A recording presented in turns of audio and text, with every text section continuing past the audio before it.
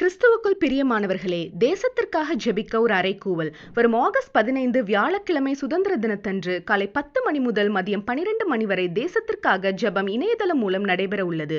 வாஞ்சியுள்ள தேவ பிள்ளைகள் கொடுக்கப்பட்டுள்ள வாட்ஸ்அப் மூலம் தெரியப்படுத்தினால் உங்களுக்கு கூகுள் மீட் லிங்க் அனுப்பப்படும். ஒருமனப்பட்டு தேசத்திற்காக ஜெபிப்போம். நீங்கள் மனம் பொருந்தி செவி கொடுத்தால் தேசத்தின் நன்மையை புசிப்பீர்கள் என்ற வேத வாக்கியத்தின்படி கர்த்தர் நம்மையும் நம்முடைய தேசத்தையும் நினைத்தருள்வாராக. ஆமேன்.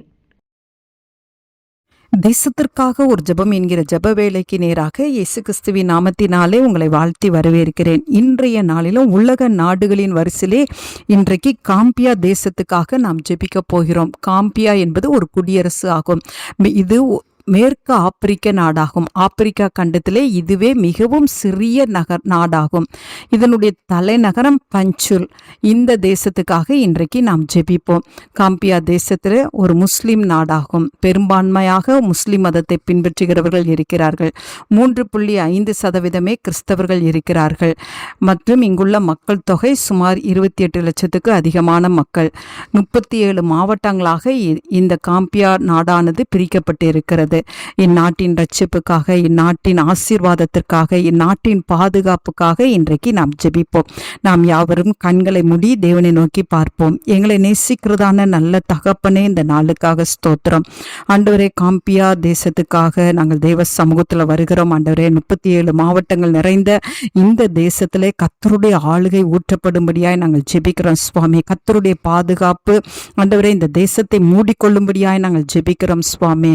ஆண்டவரே, இந்த தேசத்தில் உள்ள மக்களை ரட்சியும் ஆண்டவரே. அப்பொழுது ரட்சிக்கப்படுவார்கள் ஆண்டவரே.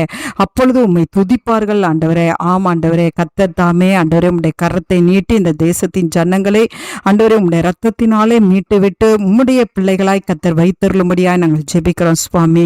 ஆண்டவரே, இந்த நாட்டுக்கு விரோதமாய் உருவாக்கப்படுகிற ஆயுதங்கள் வாய்க்காமல் போகட்டும். இந்த நாட்டின் மக்கள் ஆண்டவரே ஒவ்வொருவரையும் கர்த்தர் ஆசீர்வதிங்க ஆண்டவரே. இந்த நாட்டில் உள்ள கிறிஸ்தவர்கள் சாட்சி உள்ளவர்களாய் இருக்க, தேவனுக்கு பயந்தவர்களாய் இருக்க, தேவனை பிரதிபலிக்கிறவர்களாய் இருக்க ஆவியானவரே நீர் உதவி செய்யும்படியாய் ஜெபிக்கிறேன் சுவாமி. இங்குள்ள திருச்சபைகளை கர்த்தர் ஆசீர்வதிக்கும்படியாய் ஜெபிக்கிறேன் சுவாமி.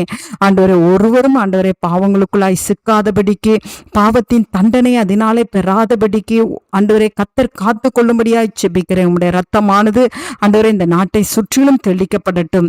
கர்த்தருடைய ஆளுகை இந்த நாட்டிலே ஊற்றப்படட்டும். இங்குள்ள சிறுவர்கள், வாலிபர்கள், முதியோர்கள், பெண்கள், ஆண்கள் எல்லாரும் ஆண்டவரே தேவனுடைய 2ஆம் வருகைக்கு ஆயத்தமுள்ளவர்களாய் காணப்பட கர்த்தாவே உதவி செய்யுங்க.